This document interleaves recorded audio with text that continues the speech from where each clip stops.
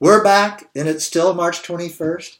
The next story is the great election meddler James Comey, the head of the FBI, testified and confirmed that there is a probe of election meddling by Russia and any collusion maybe with the Trump campaign. But you remember James Comey. He was the one who cast a dark cloud over the Clinton candidacy right before the general election. So I suggest maybe, it would be the height of hypocrisy to have him investigating this. And maybe he should investigate himself. Maybe he should investigate the CIA, definitely. The NSA, definitely. And he should probably investigate the FBI. This whole conspiracy theory that Trump is working for the Russians is truly pathetic. And it shows what liars we are and what bad sports the Democrats are. They lost this election because they ran a really bad campaign. And they cheated. And they still lost. So let's move on. It's just too pathetic to contemplate. The third story is Steve Mnuchin, our Treasury Secretary. He has bumped his head on the debt ceiling. He is trying everything he can to keep the government running without issuing new debt, selling any more T-bills. And he's trying to make it to April 15th, 4/15, which is when we all have to pay our taxes. And, of course, 4/15 makes 4/20 really nice. Anyway, the federal debt now, the ceiling that it has hit is $19.9 trillion. And if you're not sure what $1 trillion is, it's 1,000 billion dollars. So 20 trillion, which we're almost at, we're 100 billion short of that, is 20,000 billion dollars.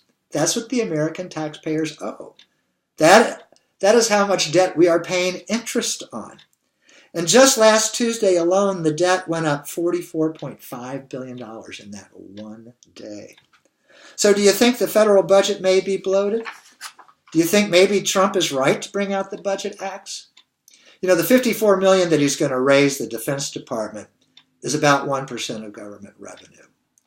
And it sounds like a lot, but I guess it's not these days. I remember when the federal debt was in the billions, and we were outraged at that. But these agencies, all the discretionary agencies, that he wants to cut, I heard 30%. I don't know if that's right. But I bet you could cut them all by 30% and they could still function just fine. Because I think there's probably a lot of dead wood. There's a lot of expensive conferences that people are going to. There's a lot of expensive travel. And some of these departments like Commerce are nothing but corporate welfare. Even HUD gives welfare to landlords. And I forget all the names of the programs, but they do. They pay the rent for private landlords' property. And the CIA is so lavishly funded, even though they're so ineffective. And since they've done everything to make us less safe in the world, they still are lavishly funded, and their budget is secret.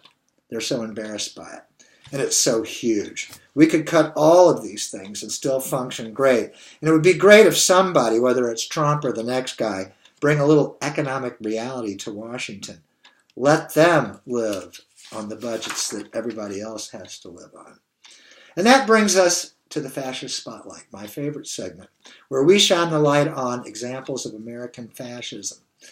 To define fascism, it was invented by a man named Benito Mussolini, the dictator in Italy in the early 20th century.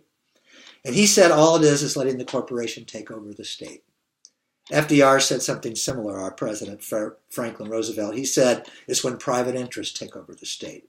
And basically what it does is it lets corporations regulate themselves and write the laws that govern them. And, government is supposed to regulate things, the economy, our morals, the whole bit, and yet we're letting pretty much the criminals regulate themselves when it comes to corporations. And we're going to shine the light tonight back onto Charlestown, Indiana, which is just across the river from Louisville. And it's the most flamboyantly, flamingly fascist city in America today, rivaling Chicago, where the police have routinely tortured people for decades. And it's really about the seemingly heartless developer from Louisville named John Nance, Nance. And he is driving the poor out of their homes in a very impoverished neighborhood called Pleasant Ridge in Georgetown, Indiana. And he's using the city government to coerce residents with code enforcement and really unconscionably high fines. So the government is abusing their power to help a developer, and that is classic fascism. I guess they are too lazy to use eminent domain. They maybe are afraid that it will fail in court.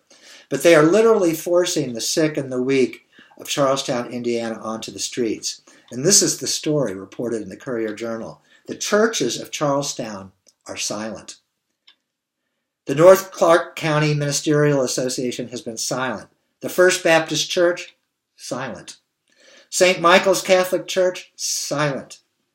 Pleasant Ridge Baptist Church, silent. And silence, is the voice of complicity. It is the voice of a coward. And it's pathetic. And I want to give props to the Courier-Journal and to Joseph Girth for doing this story about the churches in Georgetown, Indiana, the most pathetically fascist country in America today, as far as we know. And I give them props for reporting it. They don't call it fascism. I wish they would, but, you can't get everything you want. You never found 100% agreement, right, Pete? But anyway, there is redemption. And there's redemption for Georgetown. There's redemption for John Nance if they seek it. And I suggest they do. We're going to take a short break. We'll be right back.